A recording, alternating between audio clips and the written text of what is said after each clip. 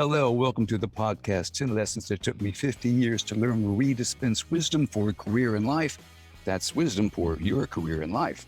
My name is Duff Watkins, and I'm your host. Our guest today is Ruppel Shell, who is an author, writer, investigative journalist. In fact, she's a professor of journalism at Boston University, and she's with us here today. Hi, Ellen. How are you?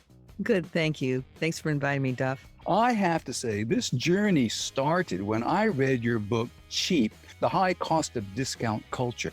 Now, I'm a guy that's been in international business for 30 years, and I can tell you, after reading your book, I will never look at Walmart in quite the same way. It was such a tour de force work at exposing really, how those everyday low prices that Westerners are so used to, and in fact feel they're entitled to, how it actually comes about, and in other words, who really bears the cost. I thought that was just a very important book for business.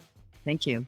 The other, and I finished also another more recent book called The Job: The Future of Work in a Time of Radical Change. And boy, that too was really good, talking about the evolving nature of a job, the evolution of a job, and in fact, the evolving nature of work itself.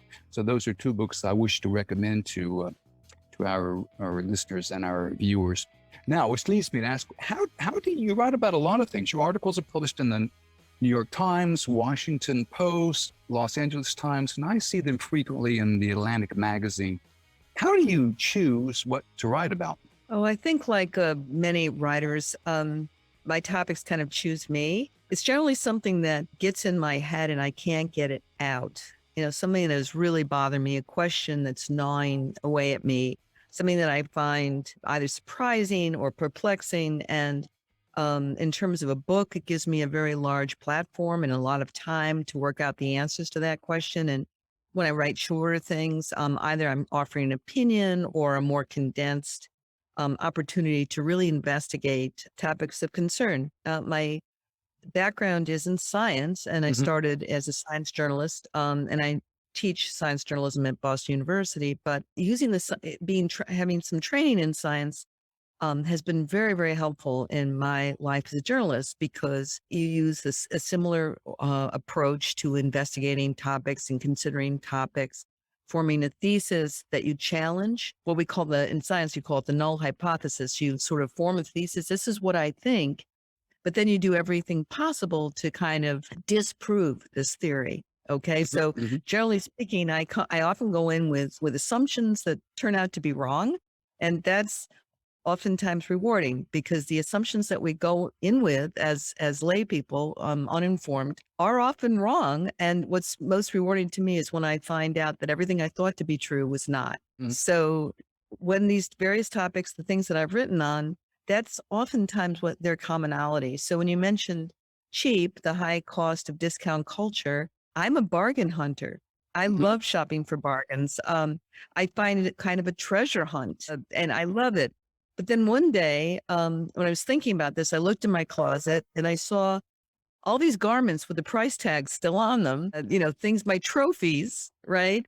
That I thought, my gosh, I got these at a very good price, but I'll never wear them, right? And it started, I looking at the irrationality of that led me down that path to really investigating the externalities of low price. So when you're talking about cheap, that's literally how that started, was my own experience. And with my last book, The Job, what was really troubling me was what was happening in the United States. I saw the tremors of what was to come. This is pre-Trump.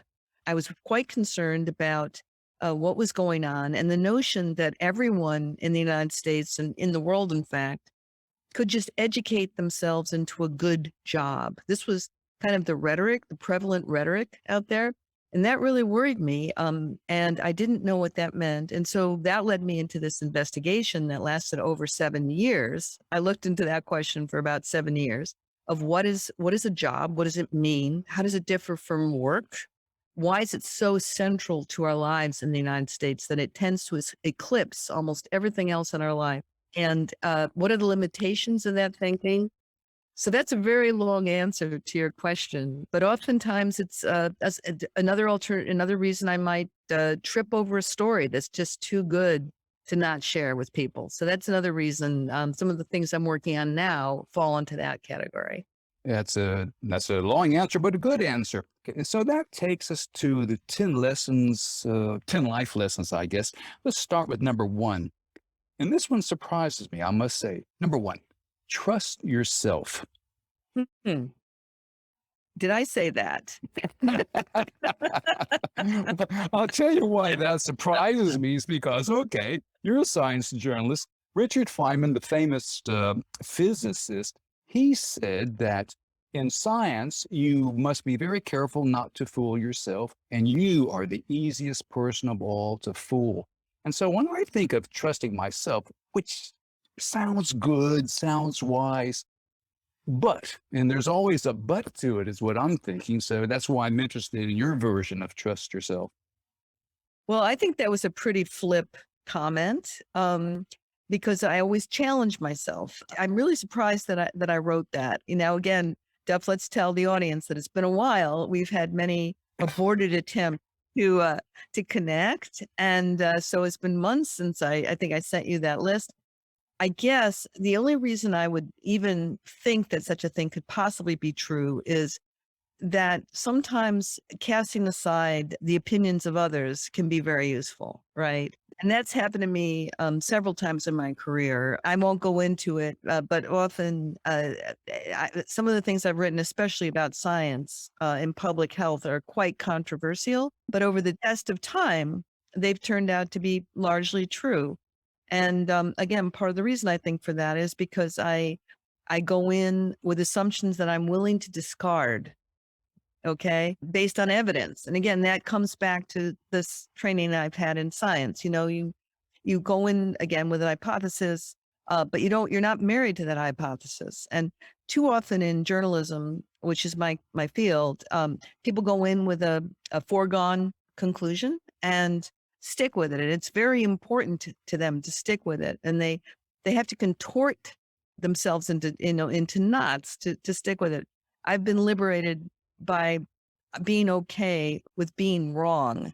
Mhm. So I guess overall, I trust my instincts, but like Feynman, he's absolutely right. He put it beautifully. I'm often wrong. Okay. But I expect I will be wrong, and I'm prepared to be wrong. I think that's my experience too. I've written articles that were tendentious. I had a point to make when I started. Then when I started interviewing everybody, I found that I was completely wrong. And because the people I was talking to were doing it so well as anything that I could have predicted or suggested or prescribed to them, that it changed my whole it changed the whole article, but for the better.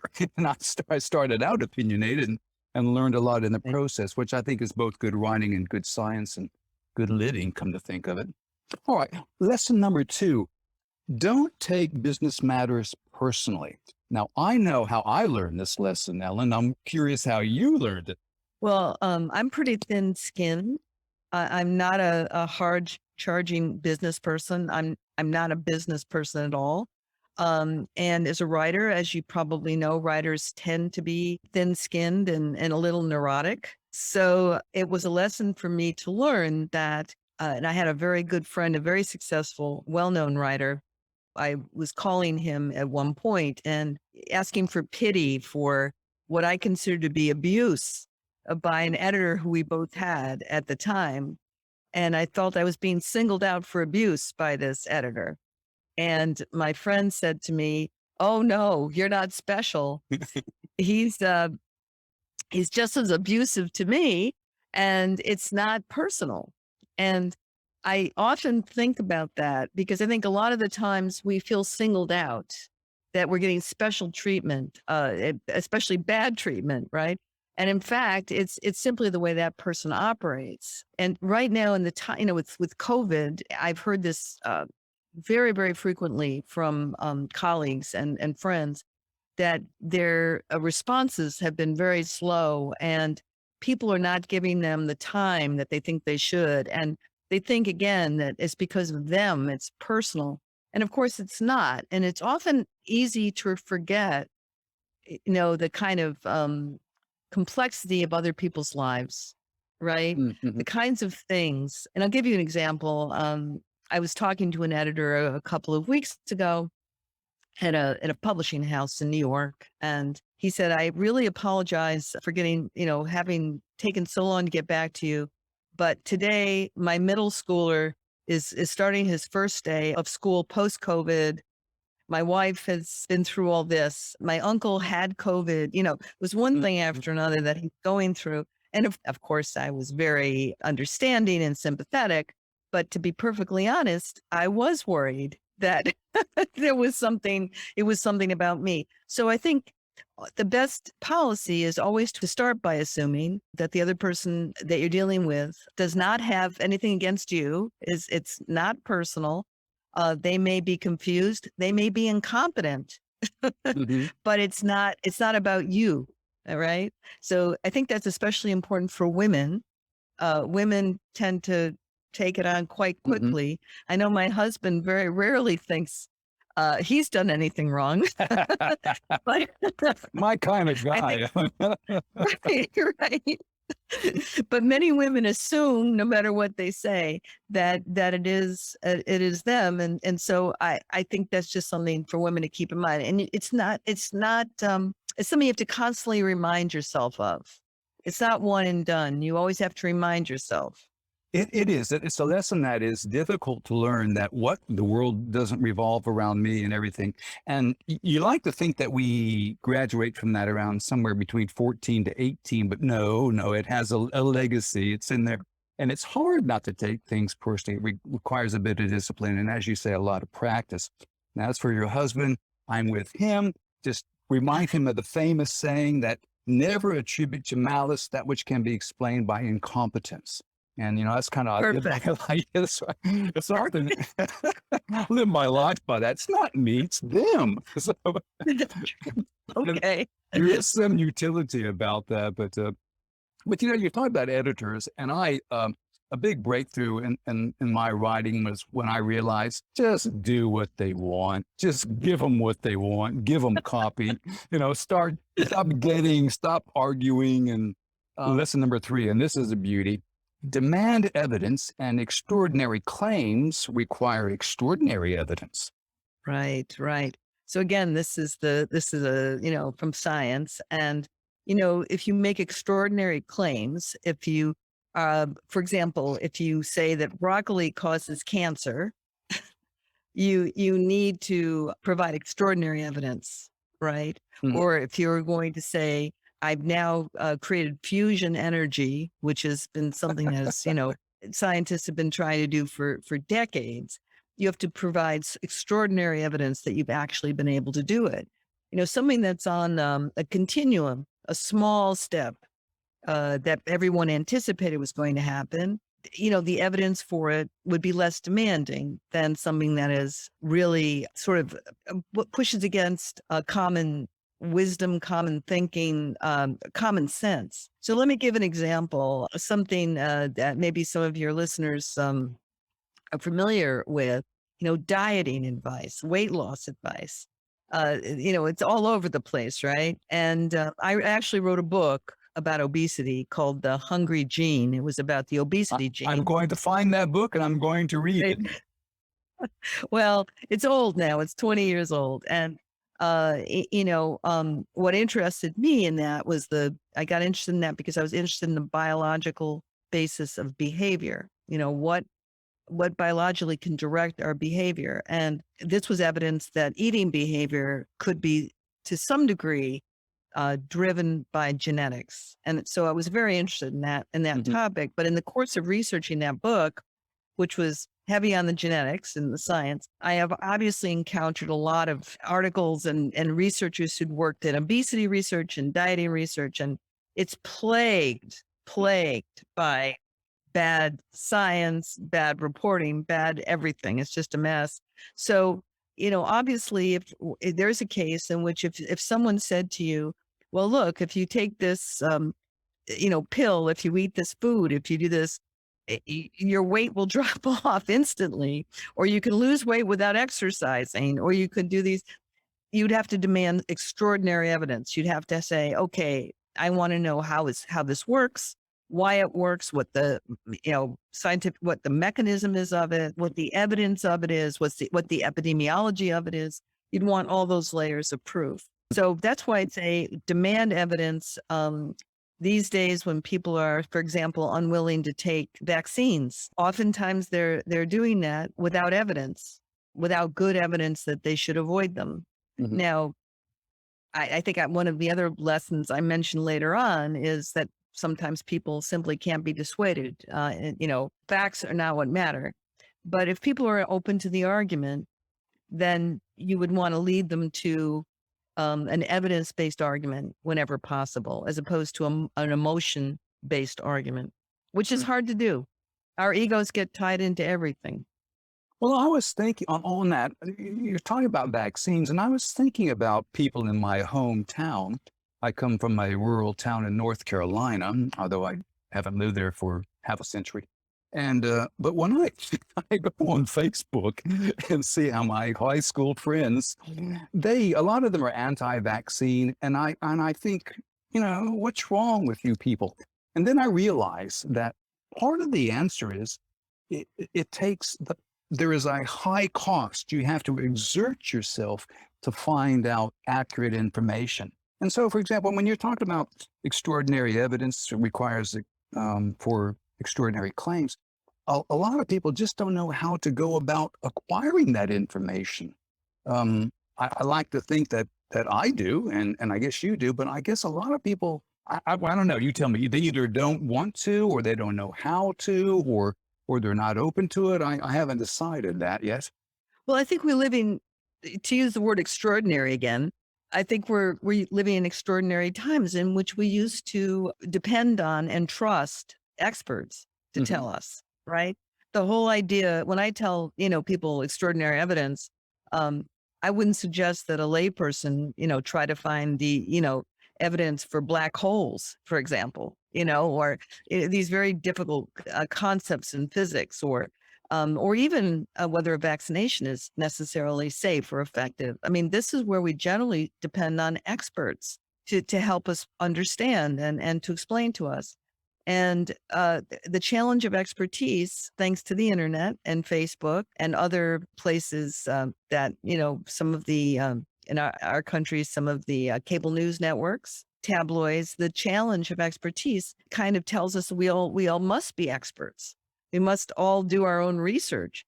And that's really impossible. First of all, many of us are way too busy to do our own research. Mhm. A single mother with two kids and two jobs is in no position to do her own research, nor is a very busy surgeon or many other people, whatever their field, a teacher that's, working very hard to teach his students, right? In the public schools. These folks probably don't have the time or the energy, but most importantly, the time to get on the internet and do their own research. Because when people talk about doing their own research now, it's usually internet research, Mhm. Of right? course. They're not going around interviewing experts. They're not even going to a library. They're getting on the internet and they're looking. And the internet is a very fickle source. It's all over the place. And trying to figure out what's true and what's not true, that's a hell of a job. It is. So I don't blame people if they've lost faith in authorities, the fact that they don't want to or, do their own research. I'm very sympathetic to that. Yes, it does require a lot of exertion. And that takes us to, well, not quite. It takes us to point number 4. Question received wisdom. Right. So again, as a journalist, sometimes the best and most surprising stories that I've run into. Let me give you an example. So years ago, I had a graduate student. One of my graduate students came to the United States from Portugal, and he had 3 children that he brought with him and his wife, and they were moving to the Boston area, and they couldn't get an apartment. And the reason they couldn't get an apartment was because we have laws in Boston about lead paint. Okay. So lead paint is toxic. It's a neurotoxin. Yeah. And you cannot rent apartments to children under the age of 6 if you have lead paint in your apartment. Boston's a very old city. much of the housing stock is very old, and many apartments have had lead paint in them over the years, right? So this young scholar was unable to find an apartment, and he came to me and talked to me about it. So that led me into looking into the question of lead paint. Okay. I was very interested in this. I said, wow, that's terrible. And paint is, lead is terrible. Well, anyway, after a few months of researching and talking to experts all over the world, I found that lead paint is not necessarily the main culprit for the high levels of lead Americans had in their blood in the 1970s, the 1960s. It was actually lead in the gasoline, which is still in the soil of many places around the country. So this lead settled on the soil, and if you're living in an area where there's no grass and it's eroded, your children might be exposed to lead in the soil as opposed to lead in the paint. And in fact, the actual poisoning of kids through lead paint in the 2000s was actually really quite rare. Mm. And so I did, a piece on this for the magazine we have in the US called The Atlantic. Mhm. And I have to say the people in the public health community were quite alarmed by this story because they had a campaign about, lead and, I certainly do not approve of children consuming lead or being exposed to lead. But what I did challenge was the common wisdom that lead paint in houses now in the 2000s was the primary culprit of lead exposure in kids. So again, this came from a personal experience and then really interrogating the question of what were the issues, what were the real issues, and what were the agendas of the various parties involved. We certainly knew the agenda of the lead paint industry, but there was also an agenda on the part of the public health community because they've been invested in this for a very long time in this theory. It was very hard for them to step back from that theory. Okay, so even the good guys, what we think of the good guys, are often very vested in a certain point of view. You took on an entrenched interest. You're not the first guest on this show to have done that and to have paid a price for it. Two other examples. One example from your book. In your book, The Job, The Changing Nature of Work, you quoted a researcher, Professor Malraux, and I've been in an open office plan. Everybody I know has been in an open office plan. Open office plans have been popular for decades. But according to Malraux and in your book, there is zero evidence that they enhance productivity or that they are in any way better than any other office plan. But I didn't know that until I read your book. Right. So that's Charles Moreau. He is an ergonomics expert, a designer, engineer, and exactly right. That is something that was put out there for obvious reasons. I mean, and there's all sorts of reasons why you might want to have an open office. If you were a manager or a CEO or an executive, I mean, it's cheaper and it allows surveillance of your employees, and it certainly makes it a lot easier to surveil your employees if you have an open office. And in fact, Moreau told me that it can actually have a very negative effect on productivity. And I think what's interesting, we've had almost a what we call a natural experiment here in the United States, because what we found in office workers working from home, the assumption is their productivity would crash. And of course, what we found in this last year and a half is people are actually more productive than they are in the office.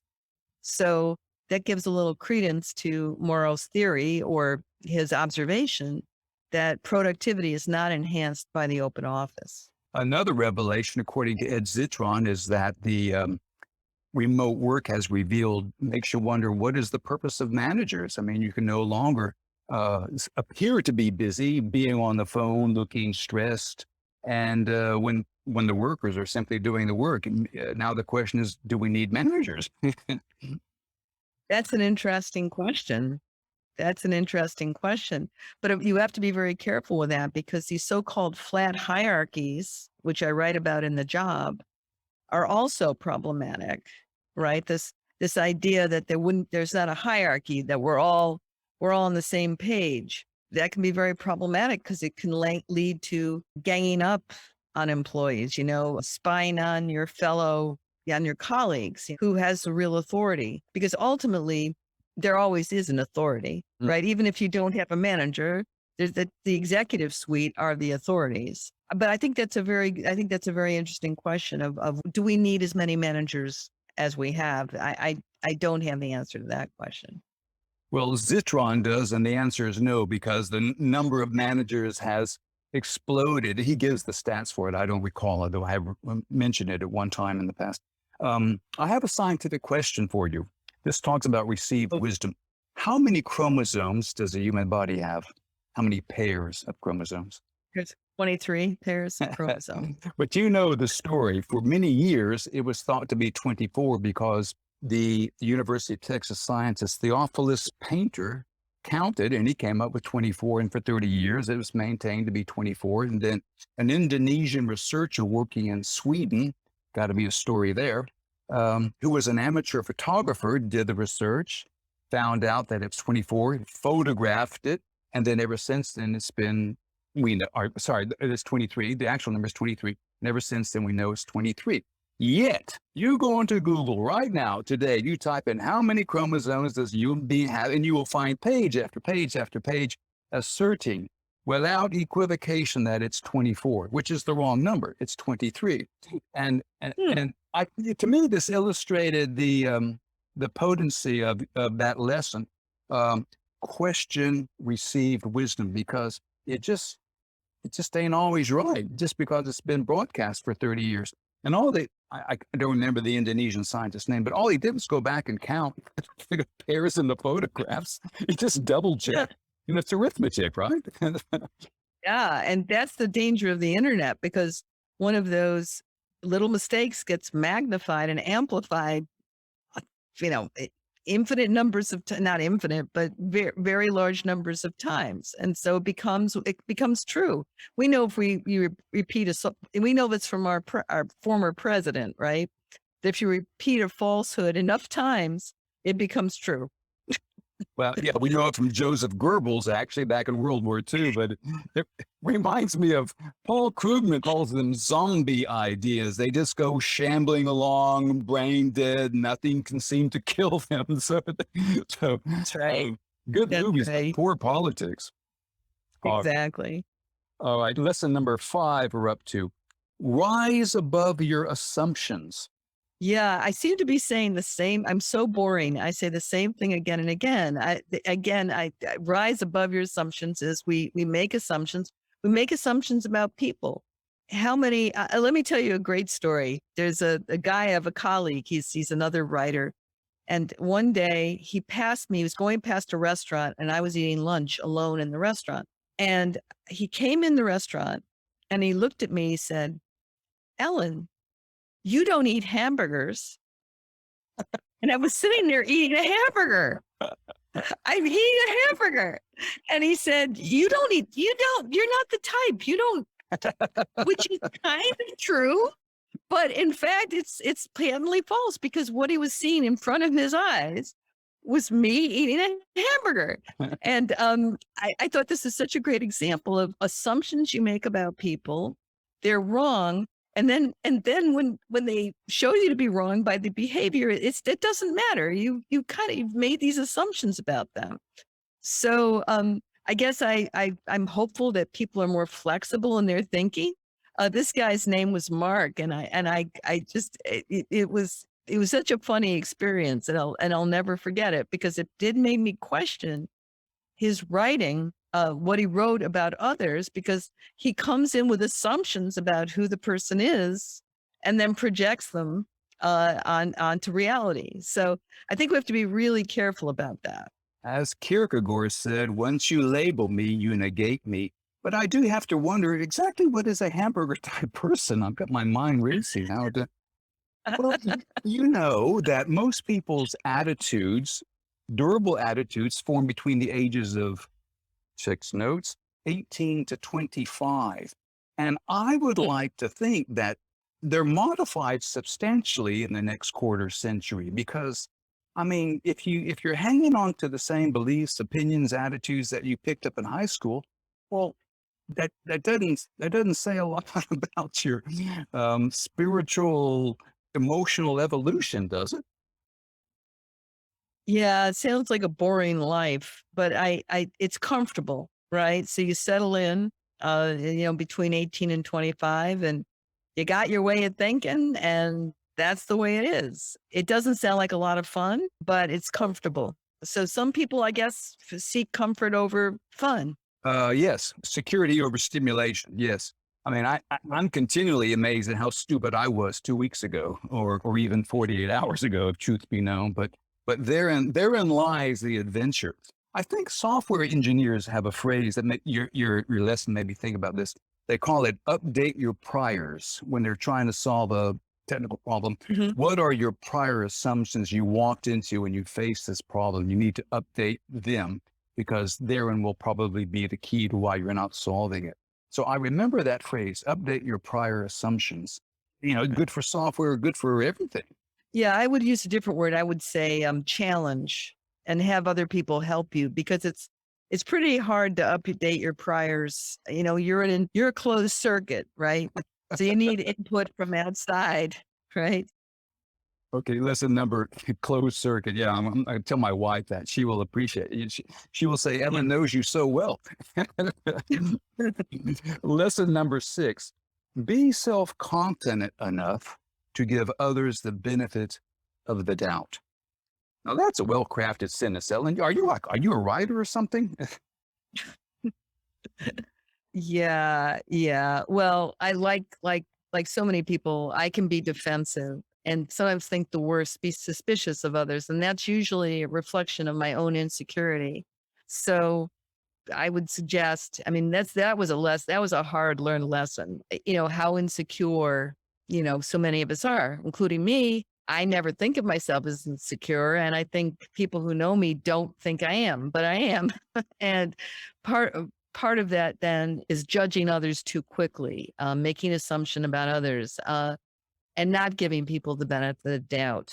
Yeah. So it makes your life a lot easier if you do give people the benefit of the doubt. It makes it a lot more pleasant and it makes it easier.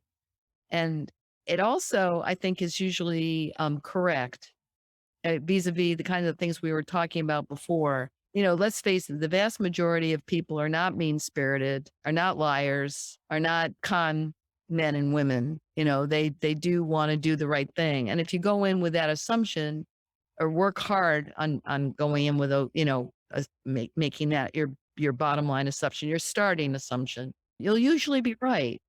And it also makes your life a lot easier and more pleasant. It reduces the friction in transactions in life, I've observed. And like you, I mean, it's a lesson I have to keep practicing, practicing, practicing. But the statistics, the numbers are actually with you on that. I mean, I was reading Steven Pinker's book on enlightenment, and he was talking about the declining rates of homicide in the world. Now, you watch TV and you realize, or you think that we're living in the most violent age ever. It's not even close. Pinker's research, oh, he's quoting research, all around the world, the most violent places in the world are very few. And it's not in a country, it's in a state. It's not in a state, it's in a particular area, a particular neighborhood. It's not the whole neighborhood, it's a couple of blocks but it's not everybody on the block, it's a few people on the block that are causing all the violence. And these and I was reflecting upon that. That's pretty much life. It's just what you said. Most people just want to get on with it, get along with everybody and enjoy life. And trusting others may be difficult, but ultimately the stats are with you. You're going with the flow. Right. Right. Lesson number 7, feelings trump facts on many matters, and the rational can be overrated. Right. So that was what I was talking about earlier about vaccines. People's feelings, their emotional response to things can be very, very powerful. And if you're an empiricist or hyper rational, which I tend to be, you can underestimate the importance to other people of their feeling of maybe their spiritual life or their emotional life or their personal history and how it can color their views. And just throwing facts at them is not going to persuade them. Mhm. That's not what they're about. They're not with you. The way, and maybe my job and your job is not to go around persuading people. I see my job not as persuading people, but as on shining a light on things. So if people want to look, they can look, but I can't force them to look. And that's not my job. I don't see it that way. I think too often, we're screaming at the top of our lungs, you're an idiot. You don't understand. You don't get the facts, but that's not even on the table for the other person. Mhm. That's not what they're talking about. And so you're the idiot because you're throwing facts at someone who's not in that frame of mind. That's not where they are. So you have to respond to, you Mhm. know, emotional temperature. I read a book on decision making, and it was talking about the composition of a decision has a rational and an emotional component. In fact, they were arguing with some neuropsychological research to it that you cannot make a decision without the emotional component. And it made me think about I'm one of those guys who looks at the election results and say, why are those stupid people voting against their own self interest? And then it didn't dawn upon me. I read it somewhere. Nobody votes against their self interest. Everybody votes for their perceived self interests. And most recently, I read something somewhere that there's talking about the US. I'll just use that as an example. So many voters in the US, it asserted, feel so powerless, feel so that their vote doesn't count. That when they vote, it's not a political exercise, it's an emotional exercise, sort of like a cry out, maybe a shout. And I've been thinking about that the last few days. That makes a lot of sense to me because it's so human. It is so very, very human. Exactly. No, I agree with you entirely. And I think later I'm going to touch upon what you just said about voting and self-interest, but I'll save that. Okay. Okay. Lesson number 8. You're bored because you're not paying attention. Right. So I learned this lesson a long time ago. So my first book was built around another article I'd written for the Atlantic about the daycare crisis, childcare crisis in the United States. It was called A Mhm. Child's Place, and it was written in a form that's called narrative nonfiction, where you kind of immerse yourself in the experience. So what I was doing at the time, I had a 2-year-old myself, 2-year-old daughter, and I would go every week and spend a day at the daycare center. And I was going bonkers. I mean, completely. It was the most boring experience of my life. I just didn't. How was I going to do this? And how could these people stand working with these little children all day long? Now, I adore children, right? Mhm. But nonetheless, they are not the most fascinating thing after an hour or two. And then I realized the problem was me, right? Because I wasn't really paying attention. I was watching the clock. I was, wanted to get out of there. I wanted to talk to adults. And I decided I'm going to really do what the teachers do, which is really watch the children and engage with the children. And the day, I won't say it flew by, but so much better. So oftentimes when we're bored, it's because we really aren't paying attention. We're not experiencing the experience. And this sounds very, Buddhist, which I'm not, but being in the moment and really enjoying and trying to enjoy and learn from the moment as opposed to thinking about the next thing we want to do. As we know, boredom has almost become, it's almost an artifact of a previous century, because now we don't need to be bored because we can pull our phone out and entertain ourselves in any moment. But of Mhm. course we've lost so much by not being bored enough to really pay attention. I think a lot of us intuited this, learned this. I mean, it wasn't just me who learned this at the daycare center. I think many people learn this by paying close attention. The boredom lifts and we can become engrossed, which is the opposite of boredom, right? So I just sort of feel that all of us need to step back from our devices if we can and pay attention, and we'll find that we won't be as twitchy and looking for the next thing all the time, which Mhm. I think many of us realize we're doing and are very unhappy with ourselves for doing it. Your comment reminds me of Oliver Berkman, who is was a columnist in the for the Guardian in the UK and an author now living in the US. He was a guest on the show, and he tells the story. I don't know if he told it on our show or in his book, but he went to a Harvard art class. He's a British guy, and the teacher, she assigns her students the same project, same assignment every time. Go to a museum, find a work of art that you like, and observe it for 3 hours. You cannot take your Mm. phone, you cannot take paper and pencil, you can't take anything to distract you.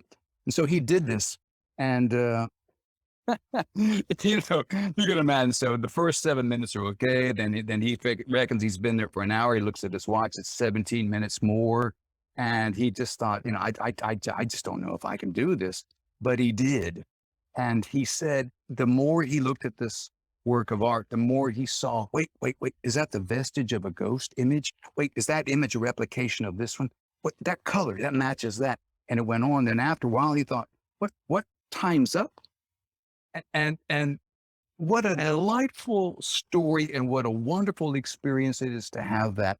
And that is the antithesis of what you were describing and what I experience. And everyone who's listening to this experiences every day.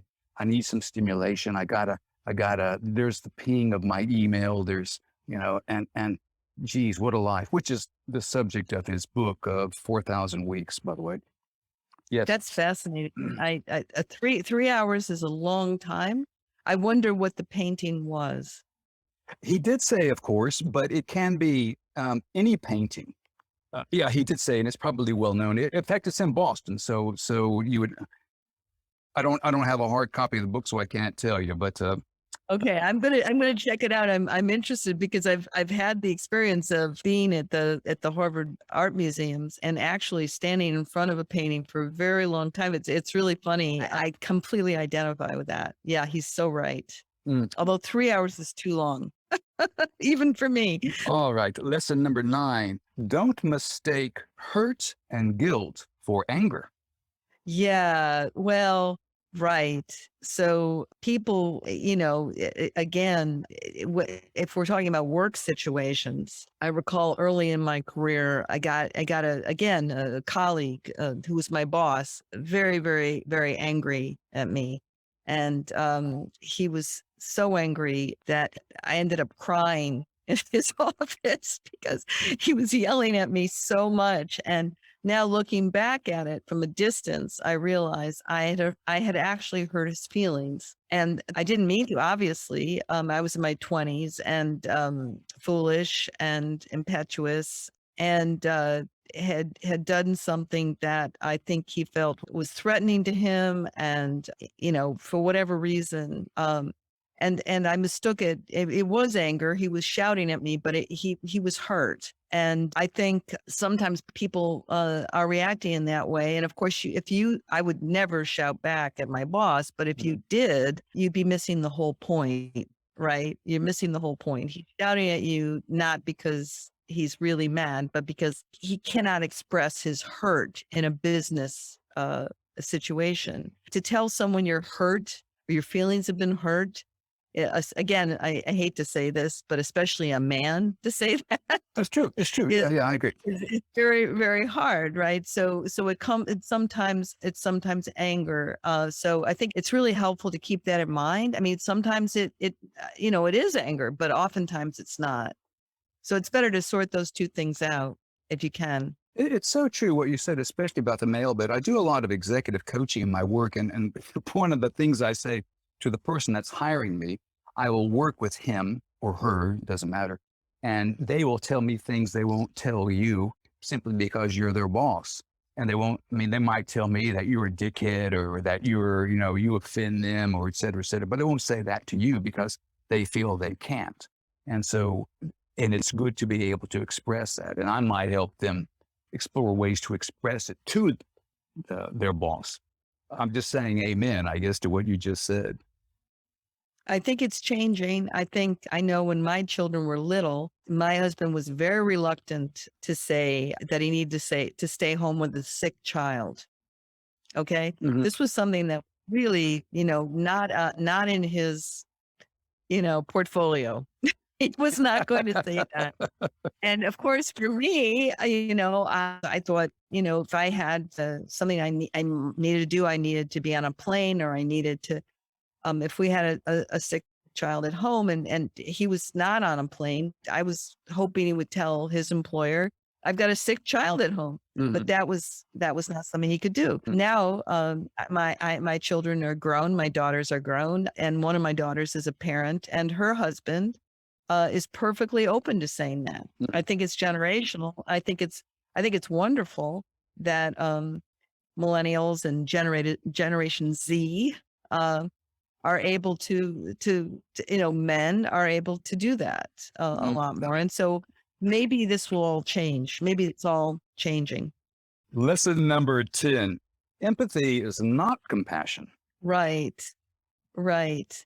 So empathizing, and anybody and any of your listeners who have training in psychology probably already know this, but it took me, I don't. And so it took me a long time. I tend to be very empathic. A lot of writers are, but that's very different from compassion. Empathy oftentimes is when you identify with the difficulties someone else is going through, the challenges someone else is going through. And that's good for a writer because you can write it, right? But it doesn't make you necessarily a good friend or a good boss, because really you don't really need to really feel it or really deeply understand it to have compassion, right? So compassion is to forgive the person or be a good listener or be supportive. It doesn't mean that you're feeling it. Those are very, very different things. And I think in fact, as a manager, I think that empathy can get in your way. I Mhm. think you're feeling it. You maybe even relating about how you've been there too. That doesn't really help the other person. Mhm. It's not really being compassionate. And I'd say that took me a very long time to learn, because I do have this empathic nature, which again I'm not flattering myself. I don't think that's necessarily a positive thing. Mhm. Being compassionate is a positive thing. Mhm. And I've had to work very, very hard on that. And I fail a lot. Well, you're not the only one. The Dalai Lama says we must practice it because it doesn't come easily, it doesn't come naturally. In fact, he goes further and he says, you need all those dickheads and jackasses in your life.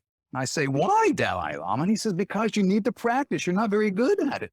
And it's kind of hard to refute that logic because you get so many opportunities to practice, and that's how you get better at it. I guess that's how you become the Dalai Lama. And he makes it very clear that, and I think as you said, you haven't said it in so many ways, but what you've revealed is that, you have the same emotions and feelings as everybody else, as the Dalai Lama has me. We all have the same feelings and sets of emotions. There's no difference in sort of the raw ingredients that go into our personality. It's just the salad that gets tossed, taste a bit different, I guess is how I would put that. Well, I have a long way to go to reach the Dalai Lama's level of compassion, but we can all aspire. It's like I say, I ain't running for Dalai Lama, so don't hold me to that standard. I said, I'm a day by day kind of guy. So I never claimed enlightenment, but that's why we're doing this podcast. Speaking, we've been talking about a lot of things that you've learned. We'll finish up with this, Ellen. Can you think of something that you have unlearned lately? Something that you absolutely positive knew to be true uh, very recently, and now you've discovered is just not the case. Yes, and I think it's great. Duff, you brought it up, and that is what I used to think, which was that this idea among progressives in the United States that people vote against their best interests. And this idea has been out there for a long time. There was a book called What's the Matter with Kansas? Kansas. And it's written by a gentleman, I think Tom Frank. I think that's his name. And when I read that book, must have been, oh my God, it must have been 15 years ago. Mhm. Oh, I thought it was wonderful. And I thought it was so insightful. And his premise is that people vote against their best interests. But you're absolutely right. People don't vote against what they perceive to be their best interests. And I think the arrogance on the part of people like me who say that is we think we know what their best interests are, Mhm. and they're voting against them. And let me give you an example of how this was really hit home for me. When I was doing my last book, The Job, I went to Kentucky and I spent an evening with a family in Appalachia. And I don't know if all your listeners will know about Appalachia, but it can be a very poor part of the United States, the mountains of Appalachia. And this family was a father, a mom, and their kids were mostly grown up. But the father, who was 49 years old, he worked in a glass factory and he made $16 an hour. And he worked in a glass factory that was not unionized. So he's anti-union. And so, well, to the average person, that sounds like he's voting against his best interest. So was drinking coffee in his kitchen with him and his wife.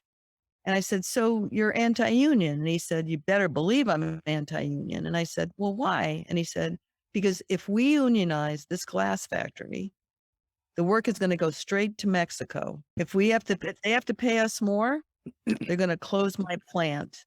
And he said, I don't know how many years I've got left working in this glass factory. I'm 49 years old. I hope I have a few more years, but I won't have anything else. This is my last job. This is it. I can't afford to have this glass factory move. So that was a real eye opener for me. That's his reality, and he's probably right. There's no law against this company closing and moving to Mexico. There's no law against it at all. Mhm. And after, since I'd written that book, Cheap, The High Cost of Discount Culture, I'd seen this happen over and over again. And so this guy was right. So simple unionization was not the answer for him. And so we assume he was voting against his best interests. He absolutely was not. Okay. So that was a real lesson to me. Yeah. Yeah, I would, having consulted the boardrooms for 30 years, I would question the received wisdom of his logic that it would move to, offshore. But what do I know? I mean, I've been in those boardrooms and I've seen the way they make those decisions. And, somebody in London makes a decision to close an office in Sydney, and they have, and they've done it. I've been in meetings where they decided that one company bought another company. So they closed all their wineries, or they took them over. So they don't need winemakers. They don't need the general managers because they got their own. And this is something that I have learned. Suffering can be visited upon you. It has nothing to do with you. Kind of goes back to your point about don't take it personally. It's not about you. It's about the causes arising in the world, to use a Buddhist phrase, and over which you have zero control. Anyway, that aside. But I guess the point is, it's not up to us to be telling them what to think or to feel or how to vote or what's best for them. Because as you say, that is just so patronizing. It is. Yes, it is. Well, can I ask you, are you working on another book? What's next for you? I am. I actually am working on another book. I just sent out the proposal last week. I had my agent do it. So I can't talk about it right now. Okay, yeah. I can tell you, so the book I cannot talk about, but I'm working on some other, I'm doing some magazine work as well. And most of it's built around environmental issues, aquaculture and seascapes, things like that, which is very appropriate because I spend about half my year now in Maine, which is a seafaring state. And I'm immersed in the questions of commercial fisheries and their decline and things like that. So I've been writing about that quite a bit. Well, it gives me something to look forward to, the next book. We'll finish here on that note. You've been listening to the podcast 10 Lessons It Took Me 50 Years to Learn. Our guest today is Ellen Ruppel Shell, who is author, investigative journalist, and professor of journalism at Boston University.